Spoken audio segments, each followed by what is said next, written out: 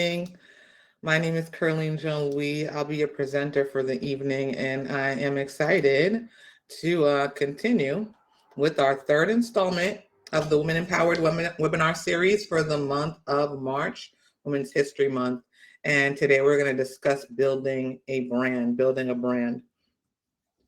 And so before we get into tonight's topic or subject, I just want to remind you all that the goal of this webinar series is to educate, empower, and embolden women to confidently build and grow their brands. And we definitely want to educate, empower, and embolden women, particularly during this month where we're celebrating women and their contributions to history, society, and the world in general. And the objective of this particular webinar, which is the third installment, in our month-long series, is to provide the building blocks of information that you'll need to strategically launch and grow your brand.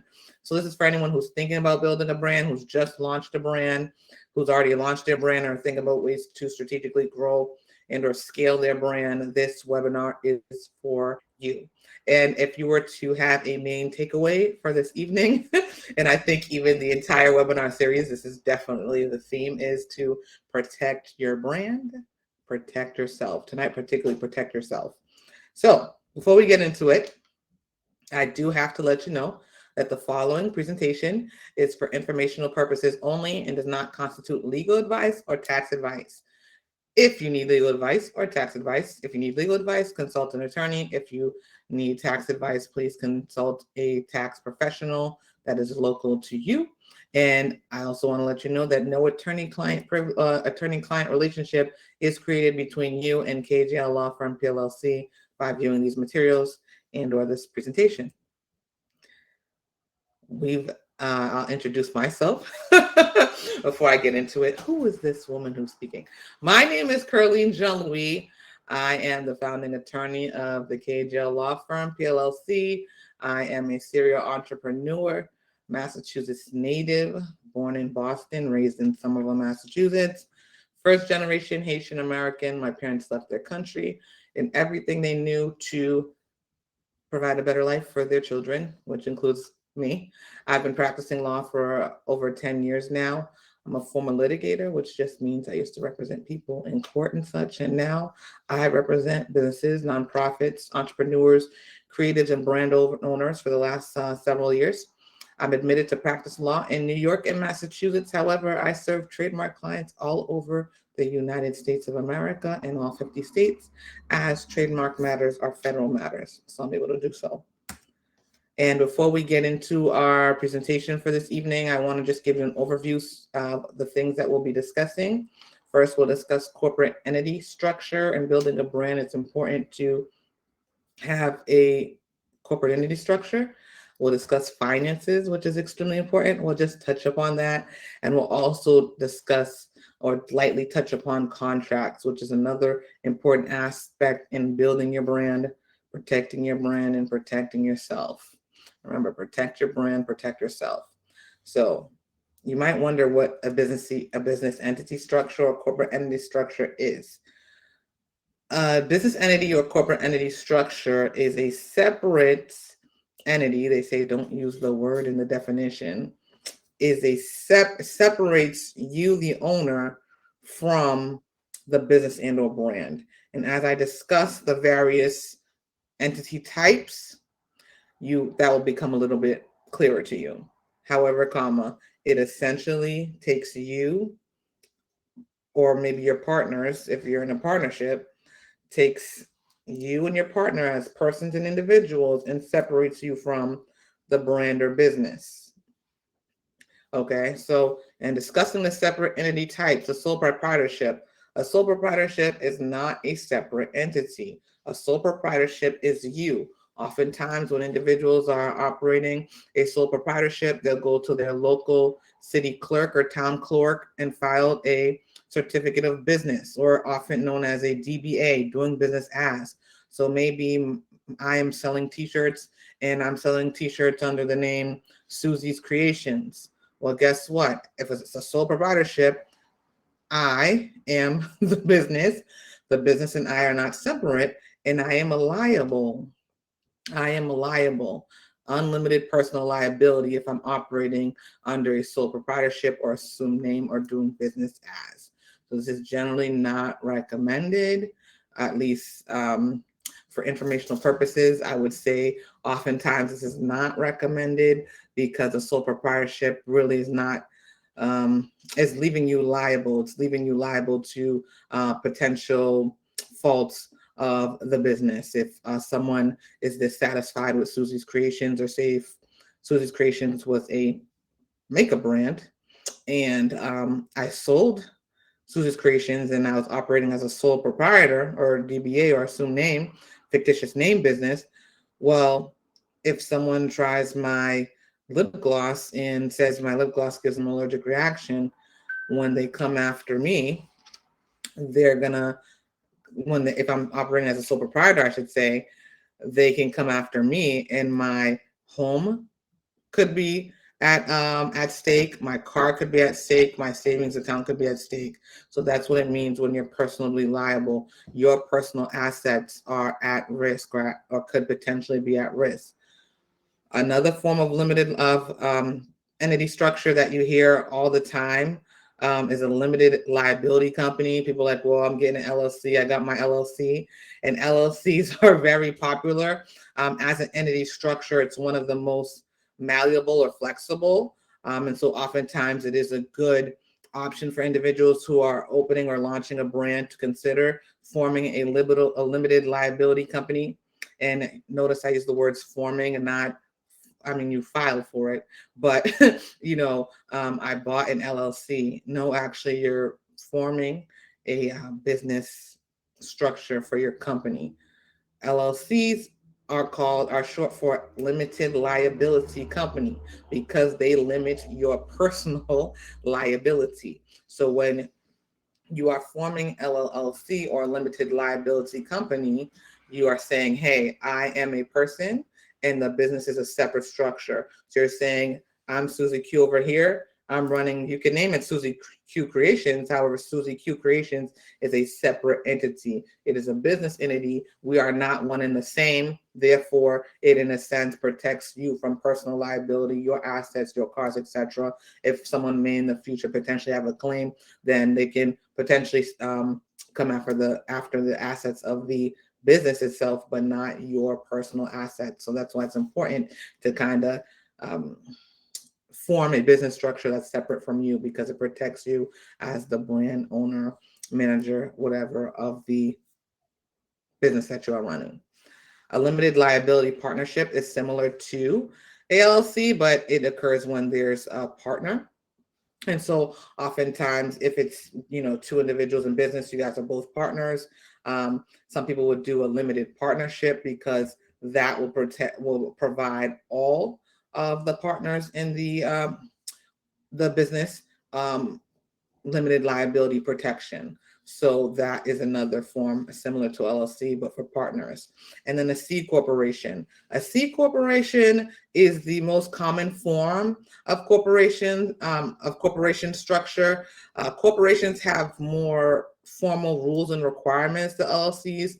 Oftentimes, when individuals are seeking to invest in a company, they would prefer that the business structure that company creates be a C corporation, because you're able to issue all forms of stock, different forms or classes of stock and things of that nature. Again, it has more formal requirements, but it is more attractive. Corporations are more attractive to individuals seeking investments from outside investors, etc. Now, S corporation, this has come up a lot lately. For tax purposes, an LLC, should get into this, an LLC can elect S corporation status to be taxed. And so you can be an LLC with the S corporation tax designation with the Internal Revenue Service or the IRS, and that allows you the ability to gain certain tax advantages. Because if you're a single member LLC, you are going to be subject to self-employment tax, which can be pretty hefty in certain cases. And so that S corporation tax designation may provide certain advantages depending on your particular situation. As I said, a LLC has less formal requirements than a corporation. And unlike a corporation, an LLC has pass-through taxation. There's no taxation at the LLC level. That taxation passes down to the members or managers of the LLC, depending on the state that you reside in. The members of the LLC may be called members or managers. Individuals who make up the LLC or the directors of the LLC may be called members or managers. Now, as I stated, if you're operating as a sole proprietor, typically you can file a business certificate with the town clerk or DBA, doing business as. For these other business entity structures, you're going to be filing at your state secretary of state, your state secretary's office, if that makes sense. And again, it depends on your business goals. It depends on your objectives, but there are a variety of options available. Again, the information providing here today is for informational purposes. If you need specific information regarding what type of business entity or structure that you should be forming, you should definitely consult an attorney and or tax professional. So for the C corporation, they're paying taxes at the corporate level, and the individual shareholders pay taxes as well. So it's double taxation. So the benefit of the S corporation and LLC is that it's a pass-through entity. Now, if you're a single member LLC, you're going to be considered a disregarded entity. So the IRS is really not going to say, okay, this is a single member LLC. They're going to tax you again. You're going to be subject to that self-employment tax. But for the S corporation, that will create a pass-through entity, okay? But for S corporations, the difference between S corporations and C corporations is that only one class of stock can be designated for the S corporation, and every owner has to be an individual. Every owner of the S corporation has to be an individual. For C corporations, certain owners can be foreign, so that person doesn't have to be a U.S. resident. So again, C corporations are typically more attractive for startups seeking outside investment because although they have more formal requirements, there's a little bit more leeway and security for investors who are pouring their money into a startup or a new venture of that nature. All right. There's also PLLC, depending on the state you reside. My firm's called KJL Law Firm PLLC, and that P is a professional limited liability company. And because I'm providing legal services in the state where I have my principal place of business, the state where I have my principal place of business requires that I put the P in front of limited liability company because professional services are being rendered. Some states you'll hear PC, professional corporation. It varies. So definitely seek specific advice for your particular situation from a professional. I hope that makes sense. I hope that's clear. Again, let me just run through the gamut. I have my notes. Let me just run through the gamut so it's abundantly clear and it makes the most sense possible. Sole proprietorship is not a separate entity. It is you. Your personal assets are at risk. Your house, your car, your savings account. If someone attempts to make a claim against kind of against you during your course of conduct of your business, you'll be personally liable. Limited liability companies, which also can include limited partnerships, limit your liability. They separate you from the business, and so your personal assets are not at risk. But there are certain things you can do to put yourself at risk. We're going to talk about finances in a second. But generally speaking, it limits your liability. It limits your personal liability so that you are protecting your personal assets. C corporations, S corporations. Some people say S corporations are not a separate business entity. They can be, but typically when people file for incorporation as a corporation, they're doing C corporations. It's the most common form. And also, even if you're a limited liability company, you can elect to be taxed as an S corporation. You can elect S corporation tax designation so that you are receiving some more of those tax benefits and paying probably a lot less in taxes, because those self-employment taxes, depending on where you're at, can be very, very heavy. We didn't get into public benefit corporations, which are corporations that exist for a public benefit. They're not nonprofits, but they exist for a public benefits. B Corps, you see that a lot now too as well. Nonprofit organizations can also be incorporated as a corporation. We're not getting into those. We're just talking about these this evening, but those are also types of business of entity structures that are available as well. Moving forward, we're going to get into finances. Finances are important. Finances are extremely important. However, if there's one thing you take away from this finances portion of today's presentation, is no commingling of funds. No commingling of funds. Do not mix your personal finances with your business finances, because even if you set up an entity structure that is separate from you personally, if there's mixing of funds, well, then it can later be said, even though there's a separate entity structure, you and the business are one and the same, because there was not that separation. You're commingling funds. You're taking your personal money, put it in the business account. You're paying business expenses from your personal account. Y'all are one and the same, and therefore, quote unquote, pierces the corporate veil and can leave you personally liable. So please, no commingling of funds. Do not mix your personal finances with business finances. I know it's extremely difficult, especially in the beginning when you're probably funding the business because money is not coming in the way that you expect it to in the future. However, it's very important to keep that separation. So if you're launching a brand and or business, I would definitely you should definitely consider, you should definitely consider obtaining an employer identification number. This is something that you can do through the irs.gov website. And so EIN is kind of like a business social security number, is how I like to think of it. It allows you to open a bank account. It's how the IRS identifies your business. And so it's just something that you definitely should have in place very close to the launch of your business, or even before you launch it publicly. Just in organizing and forming your brand or business, you should obtain an employer identification number through irs.gov. Once you obtain that employer identification number, once you form the entity, the entity type or structure that is best for your brand or business, you're going to want to go ahead and set up separate bank accounts for business purposes. Now, do you have to set up a business checking account? You can actually get a regular checking account, but keep it separate for the business. So you can just set up a regular checking account and use that checking account for the business, or you can open up a business checking account or a business saving account, or whatever type of account that you need for your business finances. However, the main point is to separate that from your personal accounts. Now, if you need to fund the business, say, hey, I need to pay a graphic designer to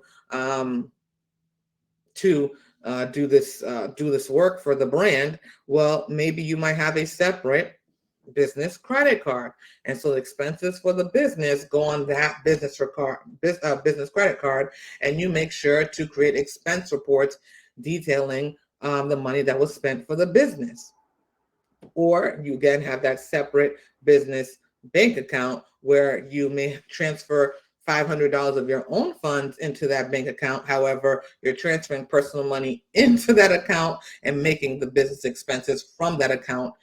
You're not paying the graphic designer from your personal account. Set up separate bank accounts, credit card accounts, debit card accounts, whatever. If you use credit for your business, do that for business purposes, and track your business expenses. Going back to that, you want to make sure you keep detailed records regarding your business expenses.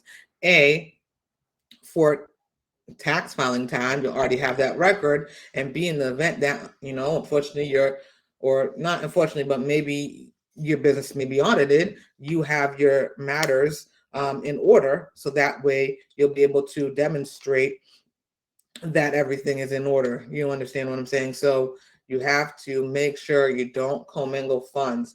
Things need to be separate. It's not a problem if you fund, put some money in the business account so that the business can operate before the business begins to generate revenue. But you should not be paying business expenses from your personal account. You should not be using your business credit card for personal expenses. No commingling of funds. Keep everything separate. Get that EIN number, set up a separate bank account. You can think of QuickBooks as a way to track your expenses. Whatever works best for you, go out and do the research. I'm not going to recommend a particular software or program because every brand and business is different and everyone is different. So some things may work well for someone else and not for you. But make sure you have this in place and your affairs are in order, because you are definitely running a business and not a hobby, and you want to conduct your affairs as such. And next, contracts. Contracts are extremely important. I know we've all heard the saying, if it's not in writing, it didn't happen. Contracts are important. And actually, I didn't mention this earlier, however, even for if you're in a limited partnership or a multi-member LLC, even if it's a single member LLC, your operating agreement, those foundational documents for your business are very important, because everyone's excited and happy when the business is launching, but maybe the business might take longer to take off than you expected, or maybe one party thought things would happen one way and another party thought things would happen another way.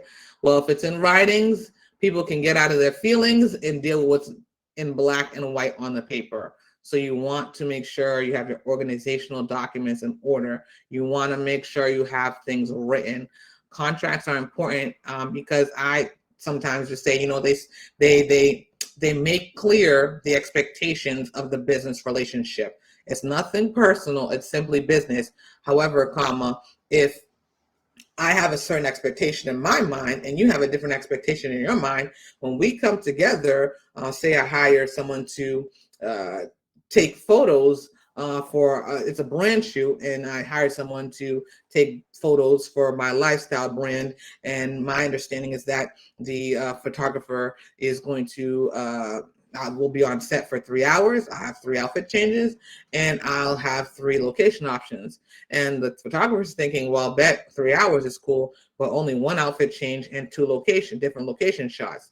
Well, obviously, when someone has a certain expectation and the other person has a different expectation, when those expectations are not aligned, someone's going to get disappointed. Someone's going to feel as if their time is not being respected. Someone's going to feel as if their money is not being valued. So it's important to have things in writing. Contracts set expectations. Contracts set the appropriate boundaries in that business relationship, and contracts help avoid ambiguity. No one's wondering what if or what may happen because it's already delineated in the written agreement. So the organizational documents for your business entity are extremely important. Particularly, we always have to plan, even though we plan for the best, we expect the best, but we prepare for the not so positive. And so maybe you and the individual you're going out into business with have been best friends since diapers, and y'all will never part. Well, we don't know what life may bring us. Life has unexpected twists and turns. So we want to make sure that even though y'all are besties for the resties, that if there need be, the partnership has to be dissolved. It's in writing. Even if individuals are in their feelings, they can't say you're hating or whatever, because it's in writing. We agreed to this. We signed this at the outset. So now that we're here, we know what to expect. We know what's going to happen because we already came to this agreement before we got to this point where everyone is in their feelings. So contracts are extremely important. Even if it's just you and your business, you want to just make sure you have your affairs in order and you are protecting your brand and protecting yourself. Remember, the main takeaway or key point for tonight's presentation is protect your brand and protect yourself.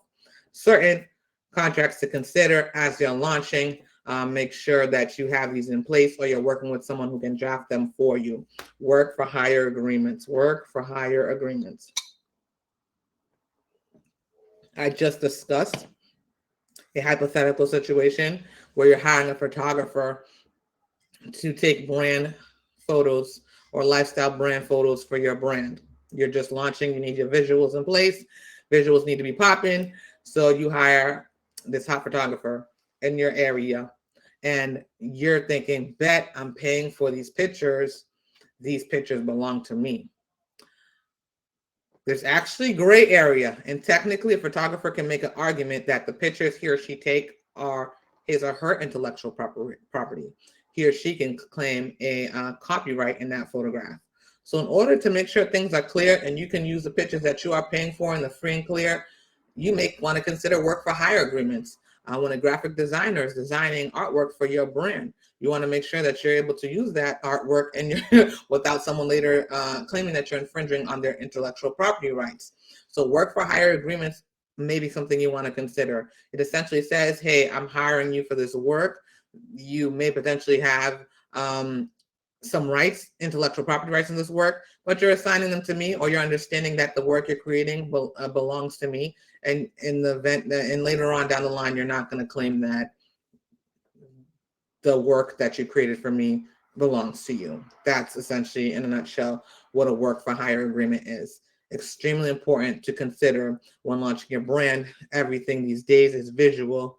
We're engaging visual artists. We're engaging graphic design artists. We're engaging photographers, videographers, in almost every aspect of our business. So, or in almost every business, that's a commonplace thing. So work for hire agreements is something that you definitely want to consider.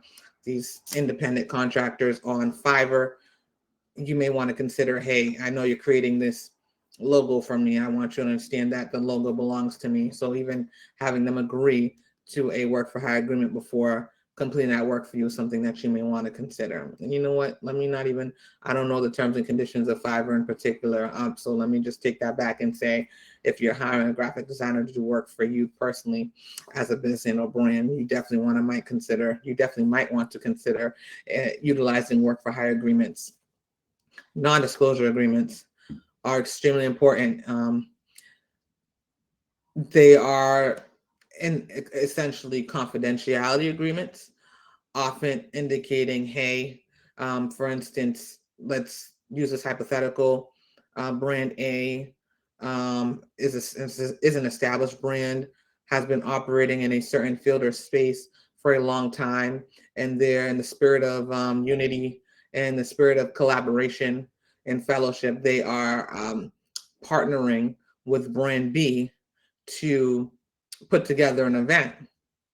Well, when Brand B comes on, Brand B might obtain information as regards the inner workings of Brand A because they're working in collaboration. They're coming together. Okay, I see that you've been doing this event for 6 years. Oh, this is how Brand B does it. These are Brand B's numbers. Brand A's numbers. So Brand B is getting a lot of information as concerned the inner workings of Brand A.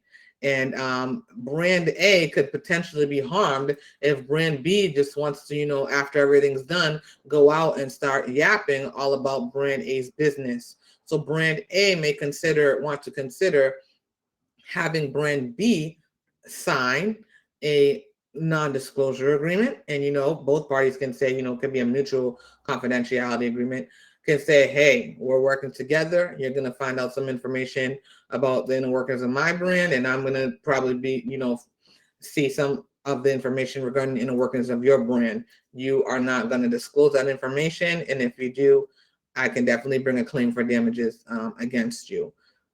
I think in this day and age, it's extremely important that it kind of serves to even protect the reputation of your brand, because you don't want anyone disparaging your brand. Maybe the person is going on and, speaking positively about your business, but that may put you at a disadvantage as concerns competitors. And that's just to protect the integrity of your brand.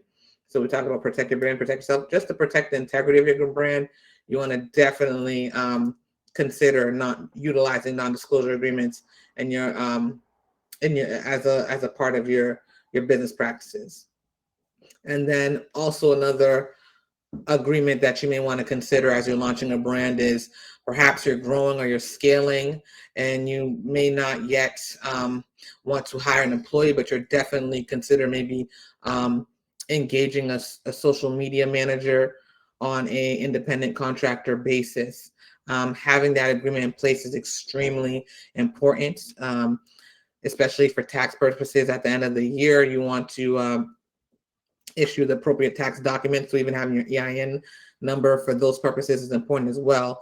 But these agreements are important, and some things that you may want to consider is sometimes you may determine that it's more financially feasible to hire an independent contractor versus employ that individual as a part of your company as an employee. However, you do want to be careful, particularly depending on the state in which your principal place of business is located, and or where that individual who is providing these services to your brand lives in or works. If it's an independent contractor, there are limits on the ways you may direct that individual to do the work for which you hired that individual. And if you place too many limitations or exert too much control, it may be found that you, in fact, are treating that individual as an employee and not as an independent contractor, and you may be liable to issue additional forms of payment to that individual, as well as hallelujah, as well as benefits, etc., to that individual. So consider as you scale what's better for you. Do you want someone in house? Do you want to be able to kind of exert a little bit? I don't want to use the word control, but supervision, maybe supervision over that individual. Then maybe you may want to consider hiring a W-2 employee, or maybe you're saying, no, an independent contractor works, good for me. I just, have this target of what I want to be done, and that individual can do it in the manner he or she sees fit. And I just need them to be available if I have questions, or maybe we'll just touch base for weekly meetings. But all in all, I can be a little bit more hands-off with this. Then that might definitely be the route for you as well. So these are just a few examples of certain agreements. You see these contracts are essentially agreements. We're agreeing on these terms. So I put contracts, but I'm using agreements here in this little circle, this little graphic, and they're not recyclable. I just use this graphic. These are things to consider, particularly work for hire agreements and non-disclosure agreements as you're launching your brand, as you're reaching out to individuals. You want to make sure you're protecting your brand, you're protecting the integrity of your brand, you're protecting the goodwill and the reputation of your brand, and you're putting these things in order to protect your brand. Okay, I think that's it for this evening. I'm going to check afterwards and see if you have any questions. If you have any questions, please let me know. But all in all, I want to thank you for participating. This is the third installment of the Women Empowered webinar series. I hope you're being empowered with information. They say knowledge is power, but I heard someone say applied knowledge is power, and I believe that to be true. It's not simply knowing the information, but it's applying it. It's utilizing that information. So my hope is that you're able to apply something and use it to push your brand forward. Again, the information provided, those for information, or the content provided, the presentation is for informational purposes only and should not be construed as legal advice or tax advice. If you need legal advice, please consult a local attorney. And if you need tax advice, please consult a tax professional. Again, my name is Kerline Jean-Louis. I am the founding attorney of the KJL Law Firm, PLLC, business and trademark attorney. So glad I was able to serve. I want to continue to provide this type of content to you. So if you have any feedback as concerns the presentation, please let me know.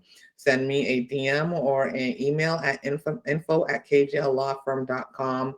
It's a pleasure. It's always a pleasure. Next week we'll be back and we'll be talking about trademarks and nonprofits. So if you know someone who's launched a nonprofit or is thinking about launching a nonprofit, or is currently, executive directing a nonprofit, they need to be there. They need to be there so they can learn more.